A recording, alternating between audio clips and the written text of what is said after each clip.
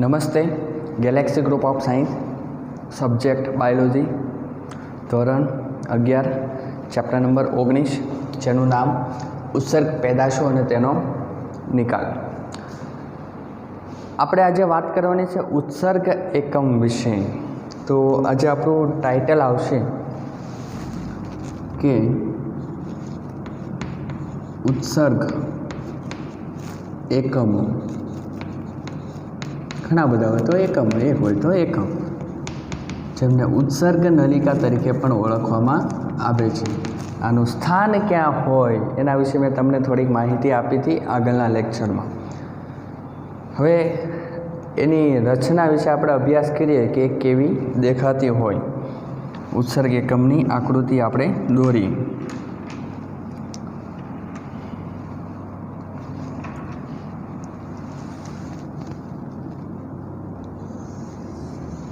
તો એક આવી રીતે કોથળી જેવી રચના હોય.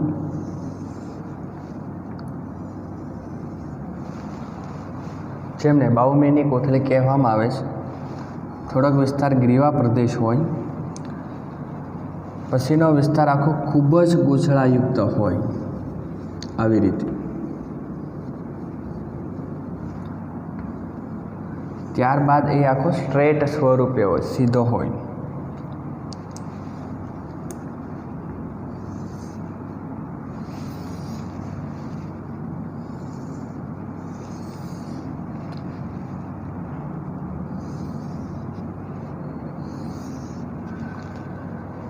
ને એક બોક્સ જેવી રચના બનાવશે. ત્યારબાદ પાછો એક વિસ્તાર ગૂંચળાયુક્ત જોવા મળશે. અહીંયા સરખી રીતે દોરીએ.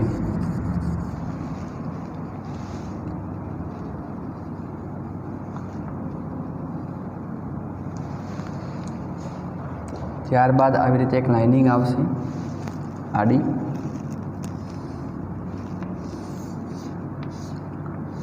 તો આવી રીતે કાંઈક એની રચના હોય ઉત્સર્ગ એકમની, જે એક સરળ આકૃતિ સ્વરૂપે તમને દર્શાવીશ. તો સૌથી પહેલાં વાત કરીએ આ જે કોથળીમય જે રચના જોવા મળે છે, કોથળીયુક્ત, તેમને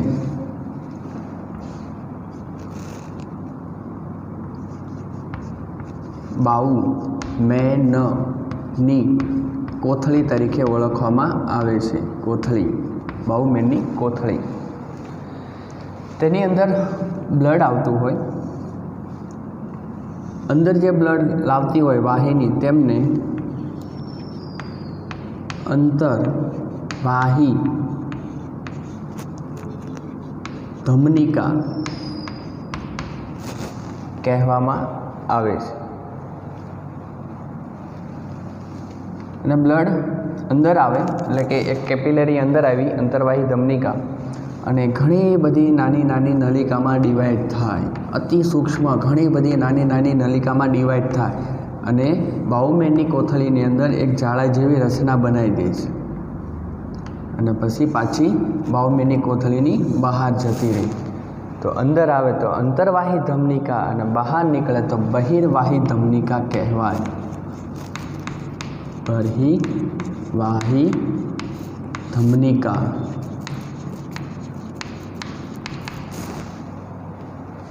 અને અંદરની તરફ એક ગુચ્છ એટલે કે જાળા જેવી રચના બનાવે છે, તેમને રુધિર કેશિકા ગુચ્છ તરીકે ઓળખવામાં આવે છે. તો બાઉમેનની કોથળી, એની અંદર એક સૂક્ષ્મ રુધિર કેશિકાનું જાળું બને છે, તેમને રુધિર કેશિકા ગુચ્છ તરીકે ઓળખવામાં આવે છે. અને હું જ્યારે બંનેને સંયુક્ત રીતે વાત કરું ત્યારે તેમને માલ્પિધિયન કાય, માલ્પિધિયન કાય તરીકે તેમને ઓળખવામાં આવે છે. બાઉમેનની કોથળી પૂરી થાય એટલે એક પ્રદેશ આવે જેમને ગ્રીવા પ્રદેશ તરીકે ઓળખવામાં આવે છે. ગ્રીવા પ્રદેશ પૂર્ણ થાય એટલે એ નલિકા ખૂબ જ ગળીયુક્ત ગૂંછળામય રચનામાં ડિવાઈડ થતું હોય. તો આ જે ગૂંછળામય સ્વરૂપ તમને જોવા મળે છે મેં એક સ્ટ્રેટ સ્વરૂપે દર્શાવ્યું સમજવા માટે. બાકી ખૂબ જ ગૂંછળાયુક્ત રચના હોય નળીની, તો તેમને નિકટવર્તી ગૂંછળામય ભાગ કહેવામાં આવે છે. નજીક બાઉમેનની કોથળી હોય તેની નજીક જે ગૂંછળામય ભાગ હોય તેમને નિકટ એટલે નજીકનો એટલે કે નિકટવર્તી ગૂંછળામય ભાગ તરીકે ઓળખવામાં આવે છે. આવી જ રીતે એક ગૂંછળામય ભાગ દૂરના સ્થાને હોય તો તેમને દૂરસ્થ ગૂંછળામય ભાગ તરીકે ઓળખવામાં આવે છે. તમે અહીંયા જોઈ શકો છો, એક બાજુ નિકટવર્તી ગૂંછળામય ભાગ અને સામેની બાજુ દૂરસ્થ ગૂંછળામય ભાગ હોય.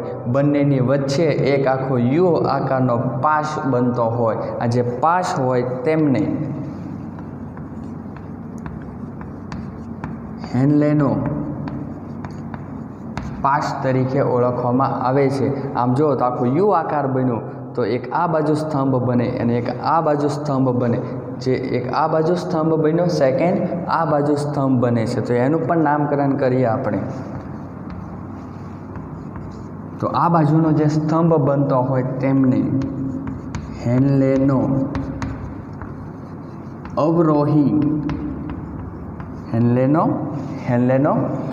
અવરોહી ભાગ તરીકે ઓળખવામાં આવે છે. જ્યારે આ બાજુ તમે વાત કરો સ્તંભની તો તેમને હેન્લેનો આરોહી ભાગ તરીકે ઓળખવામાં આવે છે. આ બાજુ નામ કરો તો અવરોહી, આ બાજુ નામકરણ આપો તો આરોહી. પ્લસ અહીંયા આખી નલિકા ઉત્પન્ન થતી હોય તો આ જે નલિકા હોય તેમને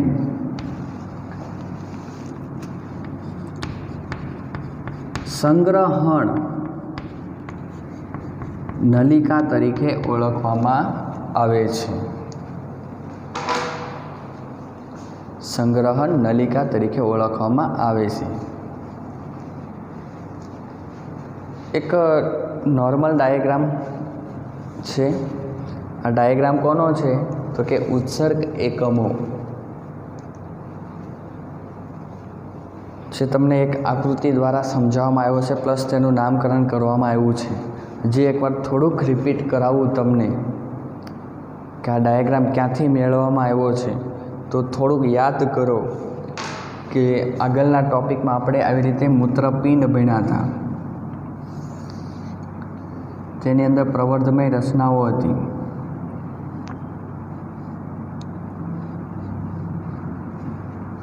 મૂત્રવાહિની અંદર ધમની જતી હોય, બહાર શીરા નીકળતી હોય, પ્લસ તેની પર મજ્જક પિરામિડો આવેલા હતા.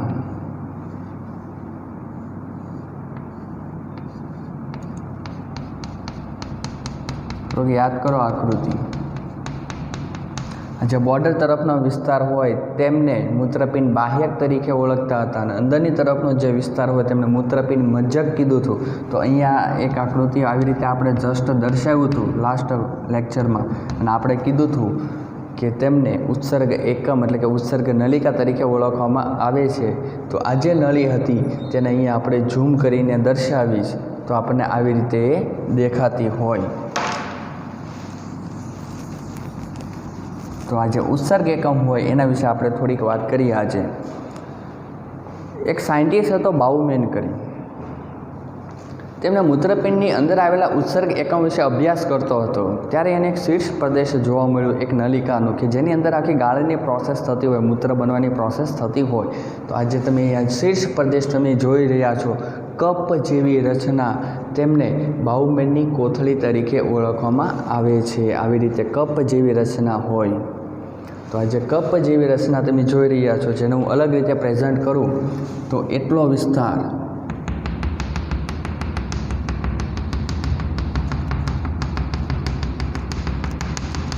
એટલો વિસ્તાર હોય તેમને બાઉમેનની કોથળી તરીકે ઓળખવામાં આવે છે. બાઉમેનની કોથળી નામ એ સાયન્ટિસ્ટના આધારે પડ્યું છે. હવે શું થાય તો કે આ જે કપ જેવી રચના હતી બાઉમેરની કોથળી, તેની અંદર મૂત્રપિંડની અંદર ધમની દાખલ થતી હતી. મૂત્રપિંડ ધમની તે હરેક ઉત્સર્ગ એકમની અંદર બાઉમેરની કોથળી હોય ત્યાં એક કેપિલરી સ્વરૂપે આવતી હોય, ધમનિકા સ્વરૂપે. હવે તમને તફાવત ખબર છે, કોને ધમની કહેવાય, કોને મહાધમની કહેવાય, કોને ધમનિકા કહેવાય, કોને રુધિરકેશિકા કહેવાય. તો ધમનિકા છે એટલે કે આનો મતલબ એમ છો કે એક સૂક્ષ્મ કેપિલરી છે જે અંદર દાખલ થાય છે, બાઉમેરની કોથળીની અંદર દાખલ થાય છે, એટલા માટે તેમને અંતરવાહી ધમનિકા કહેવામાં આવે છે. અને એક સિંગલ કેપિલરી અંદર દાખલ થાય બાઉમેરની કોથળીમાં અને કેટલી બધી એટલે કે ઘણી બધી શાખાઓમાં ડિવાઈડ થાય. કહેવાનો મતલબ એ કે એક કેપિલરી અંદર દાખલ થાય અને ઘણી બધી કેપિલરીમાં ડિવાઈડ થતી હોય, ઘણી બધી નાની નાની સૂક્ષ્મ નલિકામાં ડિવાઈડ થાય છે. અને ઘણી બધી કેપિલરીમાં ડિવાઈડ થયા બાદ બાઉમેરની કોથળીની અંદર એક જાળા જેવી રચના બનાવી નાખે છે, એટલે કે એક જાળું બનાવે છે. વિચાર કરો, એક ધમનિકા અંદર આવી અને અંદર ઘણી બધી ધમનિકામાં એટલે કે ધમનિકા પછીનું સ્ટેજ આવે રુધિરકેશિકા. તો એક અંતરવાહી ધમનિકા એટલે કે અંદર આવી ધમનિકા અને ઘણી બધી નાની નાની સૂક્ષ્મ રુધિરકેશિકામાં ડિવાઈડ થાય અને એક જાળા જેવી રચના બનાવી નાખે છે. અને ત્યારબાદ એટલે કે આ જે જાળું બન્યું છે બાઉમેરની કોથળીની અંદર, તેમને રુધિરકેશિકા ગુચ્છનું જાળું તરીકે ઓળખવામાં આવે છે. કોનું જાળું છે તો કે રુધિરકેશિકાનું, એટલે કે રુધિરકેશિકા ગુચ્છ તરીકે ઓળખવામાં આવશે. અને ત્યારબાદ પાછી બહાર નળી સ્વરૂપે ધમનિકા એટલે કે ધમનિકા સ્વરૂપે બહાર નીકળશે બાઉમેરની કોથળીમાંથી, તો તેમને બહિર્વાહી ધમનિકા તરીકે ઓળખવામાં આવશે. હવે બાઉમેરની કોથળી પ્લસ રુધિરકેશિકા ગુચ્છ આ બંનેને મારે સંયુક્ત રીતે વાત કરવી હોય તો તેમને માલ્પીધિયન કાય તરીકે ઓળખવામાં આવે છે. આપણે શીર્ષ પ્રદેશ પૂર્ણ થાય એટલે ગ્રીવા પ્રદેશ આવે, એ જ રીતે બાઉમેરની કોથળી પૂર્ણ થાય એટલે ગ્રીવા નામનો વિસ્તાર આવતો હોય. આ આખી નળી છે, સિંગલ નળી છે, પણ એ અલગ અલગ રીતે ડિવાઈડ થયેલી છે. જેમ કે આપણે શીર્ષ પ્રદેશ હોય, ગરદન હોય, ધડ હોય, પશવપાંગ હોય, એ રીતે. તો બાઉમેરની કોથળી પછી ગ્રીવા પ્રદેશ આવે અને પછી આ જે નળી હતી ઉત્સર્ગ એકમ, તે આમ આખી ગૂંછળાયુક્ત રચના બનાવતી હોય, આવી રીતે ગૂંછળાયુક્ત. ટૂંકમાં તમને અહીંયા દર્શાવું કે આવી રીતે આખી ગૂંછળામય રચના બનાવશે. આવા ગૂંછળામય રચના ઉત્સર્ગ એકમમાં બે સ્થાને હોય. એક આ સ્થાને તમે ગૂંછળામય રચના જોઈ શકો છો, એક આ સ્થાને ગૂંછળામય રચના હોય. ઉત્સર્ગ એકમની સંખ્યા એક જ દર્શાવી છે, અહીંયા આકૃતિ એક જ દોરી છે, પણ એને જ્યારે અભ્યાસ કરવામાં આવ્યો તો એ સમયે તેની અંદર ઉત્સર્ગ એકમની અંદર બે ગૂંછળામય રચના જોવા મળી. એક અહીંયા જોવા મળી અને એક આ બાજુ જોવા મળી. હવે હું સેન્ટર બનાવું છું બાઉમેરની કોથળીને, તો બાઉમેરની કોથળીની નજીકના વિસ્તારમાં જે ગૂંછળામય ભાગ હોય, તો આવો જે ગૂંછળામય ભાગ હોય તેમને નિકટવર્તી ગૂંછળામય ભાગ તરીકે ઓળખવામાં આવે છે. નિકટવર્તી એટલે નજીકનું થાય, કે નજીકનો ગૂંછળામય ભાગ. કોની નજીક તો કે બાઉમેરની કોથળી. આવો જે ગૂંછળામય ભાગ દૂર છે, દૂરસ્થ, અહીંયા તમે જુઓ તો તેમને દૂરસ્થ ગૂંછળામય ભાગ તરીકે ઓળખવામાં આવે છે. હવે મજાની વાત એ છે કે એક ગૂંછળામય ભાગ આ બાજુ છે, એક ગૂંછળામય ભાગ આ બાજુ છે, બંનેની વચ્ચે એક યુ આકારનો પાશ તમે જોઈ શકો છો. આવી રીતે તમે અહીંયા જોઈ શકો છો, આખો યુ આકારનો પાશ જોવા મળશે. તો આ જે યુ આકારનો પાશ હોય તેમને હેનલેનો પાશ તરીકે ઓળખવામાં આવે છે. હેનલે નામના સાયન્ટિસ્ટની શોધ કરી હતી.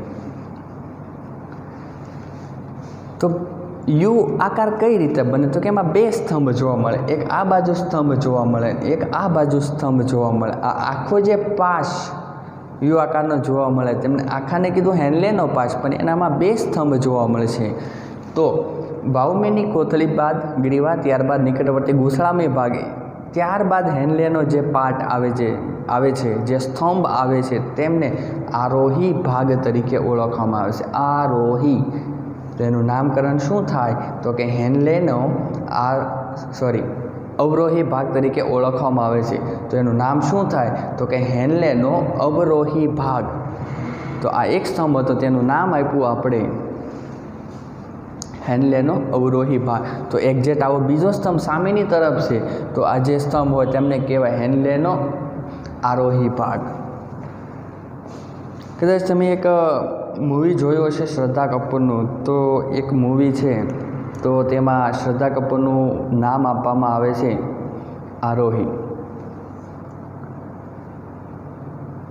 આપણે ગુજરાતી લોકોની ખાસિયત હોય કે એમાં તે ખાસ કરીને કાઠિયાવાડી હોય તો માની લો કે મિતુલ નામ હોય તો આપણે એને મિતલો કહીને બોલાવતા હોઈએ,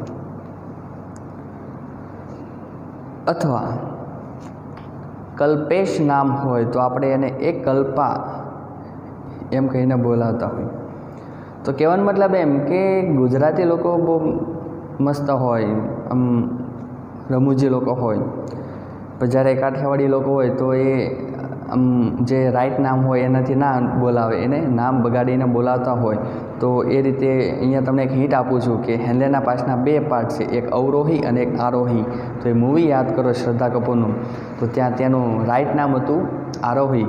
તો આપણે લોકોની એક ટેવ હોય કે આપણે પહેલાં નામ બગાડીએ કે એ મિતલા, પછી એ વ્યક્તિ સામું જોયે એટલે આપણે કેમ છો મિતુલ, એવી રીતે આપણે બોલતા હોય.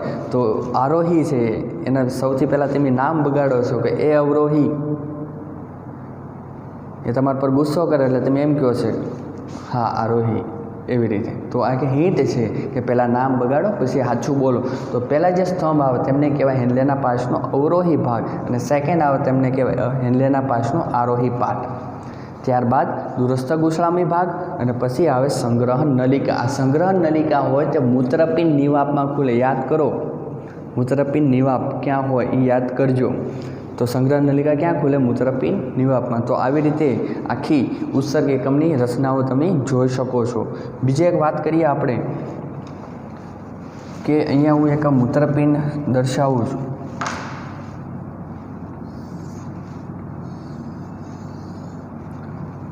એના 2 પાર્ટમાં ડિવાઈડ કરું તો આ પાર્ટ થાય મજ્જક, જ્યારે આ પાર્ટ થાય બાહ્યક. તો ઉત્સર્ગ એકમ હોય એ મૂત્રપિંડમાં કઈ રીતે ગોઠવાયેલો હોય તો કે આવી રીતે હું લાઇનિંગ આપું છું ઉત્સર્ગ એકમને.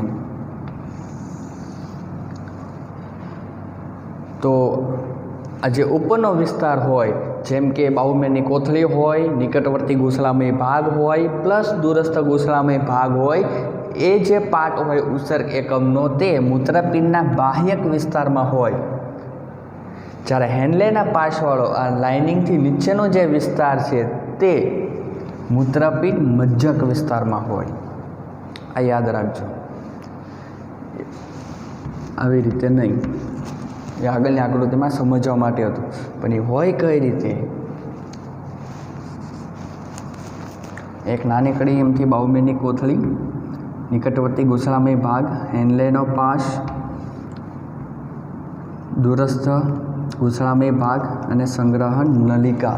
આવી રીતે બધા જ ઉત્સર્ગ એકમો મૂત્રપિંડમાં ગોઠવણી ધરાવતા હોય. એટલે કહેવાનો મતલબ એમ કે ઉત્સર્ગ એકમનો બાહુમેરની કોથળી, નિકટવર્તી ગુસળામય ભાગ, દૂરસ્થ ગુસળામય ભાગ તે મૂત્રપિંડના બાહ્યક વિસ્તારમાં ગોઠવાયેલા હોય, જ્યારે હેન્ડલેનો પાસ મજ્જક વિસ્તારમાં હોય. પ્લસ બીજી વાત એ કરીએ આપણે કે અહીંયા આપણે વાત કરી કે અંતર્વાહી ધમનિકા આવી અને બહિર્વાહી ધમનિકા સ્વરૂપે બહાર નીકળી.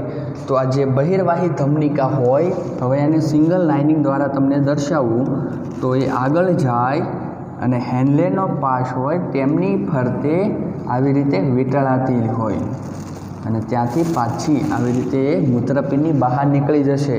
સરખી રીતે સમજજો કે બહિર્વાહી ધમનિકા આગળ વધે અને હેન્ડલેના પાસ ફરતે વીંટળાય અને ત્યારબાદ મૂત્રપિંડની બહાર જતી રહેશે. તો આજે તમને પાર્ટ જોવા મળશે બહિર્વાહી ધમનિકાનો જે વિસ્તાર તેમને વાસા રેક્ટમ, વાસા રેક્ટમ કહેવામાં આવે છે. કયો પાર્ટ? તો કે જેટલો બહિર્વાહી ધમનિકાનો જેટલો પાર્ટ હેન્ડલેના પાસ ફરતે વીંટળાયેલો હોય તેમને જ સીટ વાસા રેક્ટમ તરીકે ઓળખવામાં આવે છે. प्लस बीजी बात ए पण अहींया करीए के आपणुं जे मूत्रपिंड होय एनी अंदर बे प्रकारना उत्सर्ग एकम होय। आ जे उत्सर्ग एकम आपणे अहींया दोर्यो छे तो ए बे प्रकारना होय। एकनुं नाम छे बाह्यक उत्सर्ग एकमो અને સેકન્ડ છે જક્સ્ટા ઉત્સર્ગ એકમ। સરખી રીતે આ બંનેનો તફાવત સમજો। આપણા મૂત્રપિંડની અંદર બે પ્રકારના ઉત્સર્ગ એકમો જોવા મળે છે। એક પ્રકાર બાહ્યક ઉત્સર્ગ એકમો અને સેકન્ડ જક્સ્ટા उत्सर्ग एकम। आ तफावत शेना आधारे छे तो कि हेनलेना पासने आधारे। हवे सौथी पहेला बात करूं तमने बाह्यक उत्सर्ग एकम विषे तो अमुक उत्सर्ग एकमो एवा होय कि जेना हेनलेना पासनी लंबाई बहु ओછી होय। एक सिंपल विचार करो तमे कि हेनलेना पासनी लंबाई ओછી એટલે એનું કદ નાનું થાય। અહીંયા બોર્ડર યાદ રાખો। आ विस्तार बाह्यकनो छे, નીચેની तरफ मूत्रपिंड मज्जक विस्तार छे तो हेनलेना पासनी लंबाई जेम ओછી एम जोवो तो उत्सर्ग एकम बाह्यक विस्तार में आवेलो होय। तो जे उत्सर्ग एकमोनी हेनलेना पासनी लंबाई जेम ओછી आवा जेटला उत्सर्ग एकमो होय तेमने बाह्यक उत्सर्ग एकमो तरीके ओळखवामां आवे छे। अने आवा उत्सर्ग एकमो क्यां होय तो कि मूत्रपिंडना बाह्यक विस्तार में होय, मज्जक विस्तार में ना होय। अने जक्स्टा उत्सर्ग एकमो एटले शुं तो कि जेना हेनलेना पासनी लंबाई वधारे होय। तो आवा जे उत्सर्ग एकमो होय तेमने जक्स्टा उत्सर्ग एकम तरीके ओळखवामां आवे छे। तेनो दूरस्थ अने गुसाळामय भाग बाह्यकमां होय ज्यारे हेनलेनो पास होय ते मज्जक विस्तारमां आवेलो होय। प्लस अहींया आपणे जे वासा रेक्टमनी वात करी तो जे वासा रेक्टम होय